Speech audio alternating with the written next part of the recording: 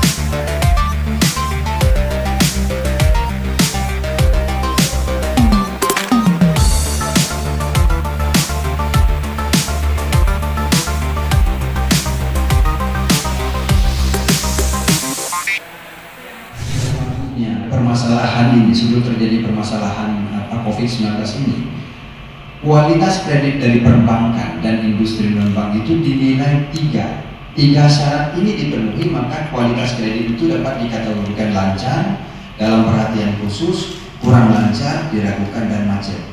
Tiga pilar ini adalah: pertama, ketepatan membayar pokok dan bunga.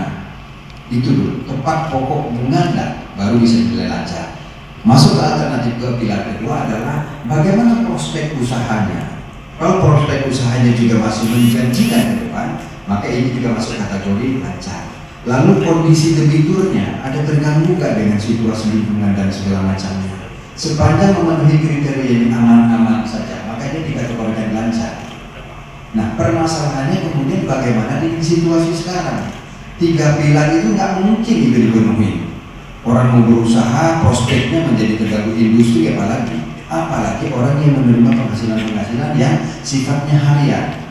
Maka tiga pilar ini dipangkas menjadi hanya satu pilar saja, ketepatan bayar pokok dan bunga. Oke, muncul masalah lagi kemudian, apakah dengan membayar pokok dan bunga ini bagaimana orang yang terpapar dengan kondisi tidak bisa kerja dan segala macam?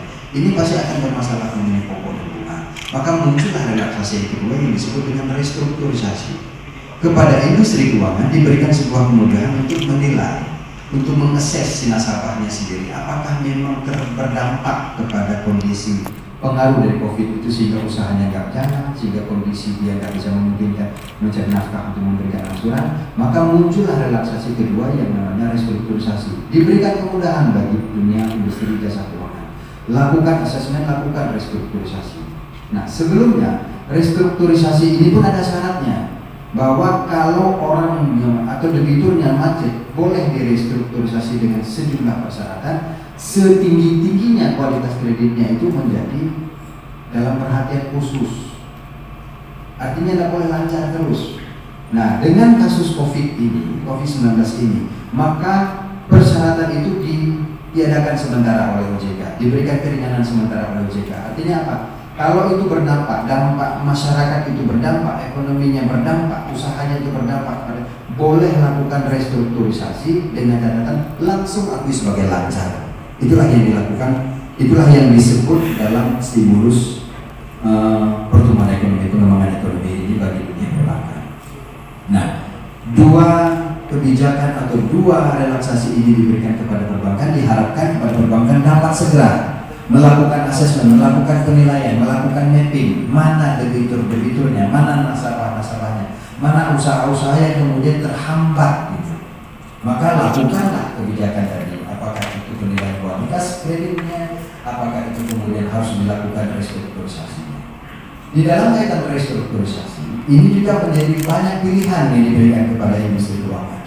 Apakah dengan menunda, apakah dengan mengurangkan suku bunganya atau biasanya, apakah dengan perpanjangan jangka waktunya, atau mungkin kita akan coba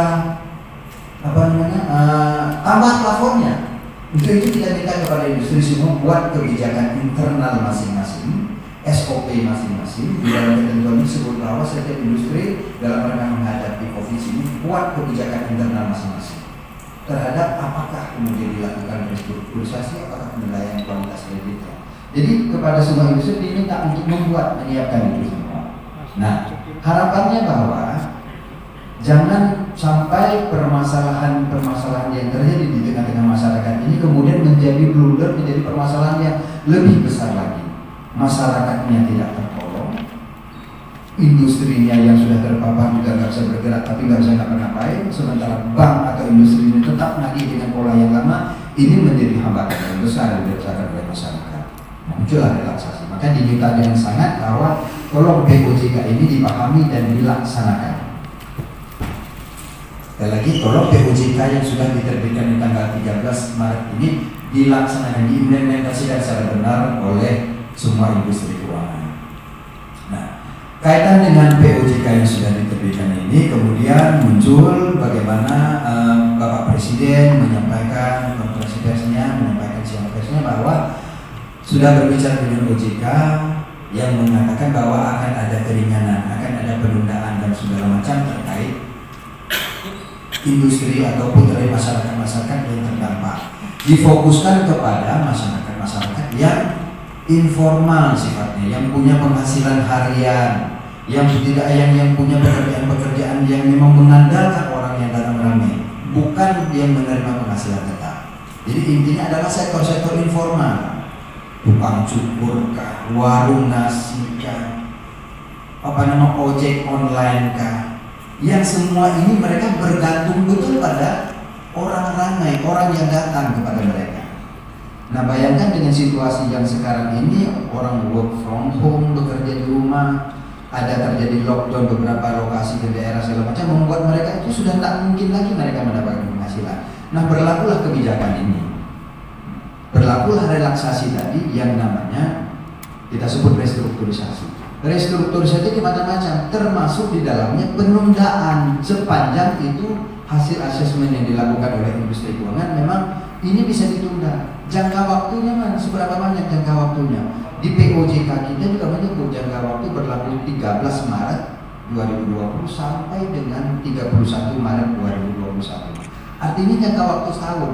Inilah yang dimaksud oleh pemerintah bahwa ini ada jangka waktu setahun ini untuk menunda. Penundaan seperti apa? Mekanismenya kita terjemahkan ke dalam restrukturisasi. Apakah dia turun bunga, apakah nambah plafon, apakah pengurangan plafon, apakah mungkin juga penundaan sementara bagi sektor-sektor tertentu atau bagi debitur-debitur tertentu. Nah, ini sejalan juga apa yang kemarin kita melihat bahwa Pak Wali Kota sudah menyampaikan informasi kepada seluruh masyarakat dari video yang sudah kita lihat sama-sama bahwa kalau memang itu berimplikasi kepada masyarakat yang memang kasus corona ini, ya udah, tolong lakukan penundaan. Penundaan mekanismenya ya mekanisme perbankan tadi. Jangka waktunya setahun ke depan sampai 31 Maret.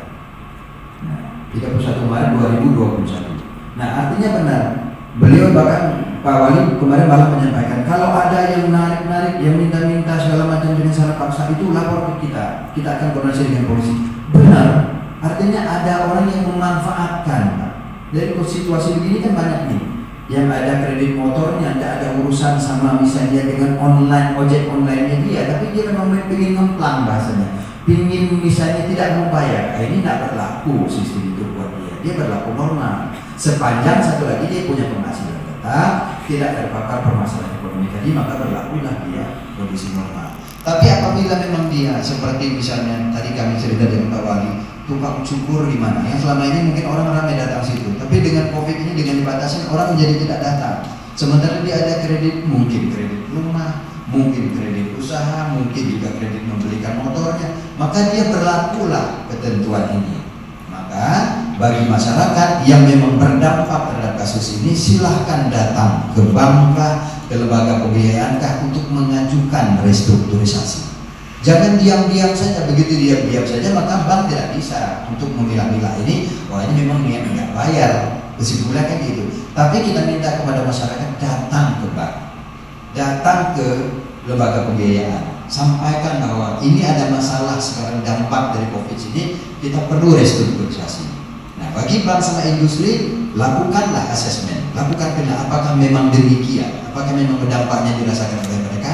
Apabila iya, maka lakukanlah proses pilihan-pilihan restrukturisasi tadi, termasuk penundaan di dalamnya. Nah, jadi kita berharap bahwa dari sisi industri perbankan maupun non-bank sebenarnya sudah siap. Mereka sudah punya profil risiko masing-masing. Mereka sudah punya data-data nasabah mana yang kira-kira yang memang perlu dan wajib untuk dilakukan restrukturisasi. Mereka sudah punya. Tinggal sekarang menunggu dari nasabahnya untuk datang untuk melaporkan.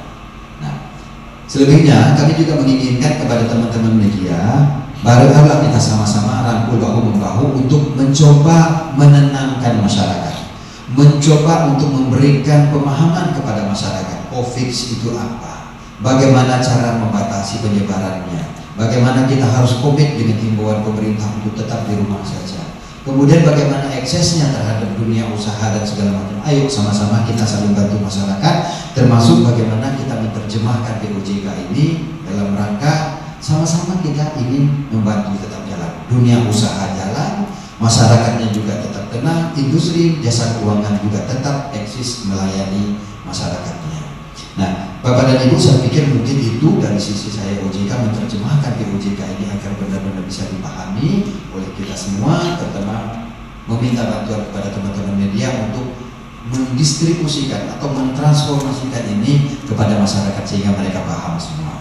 Nanti kita akan buka tanya jawab. Tapi sebelum itu, kami juga mohon lebih sedikit dari Pak Wali Kota untuk dapat memberikan statement atau pernyataan dalam rangka pertemuan kita dengan media dan industri keuangan ini, Pak. Kami silakan.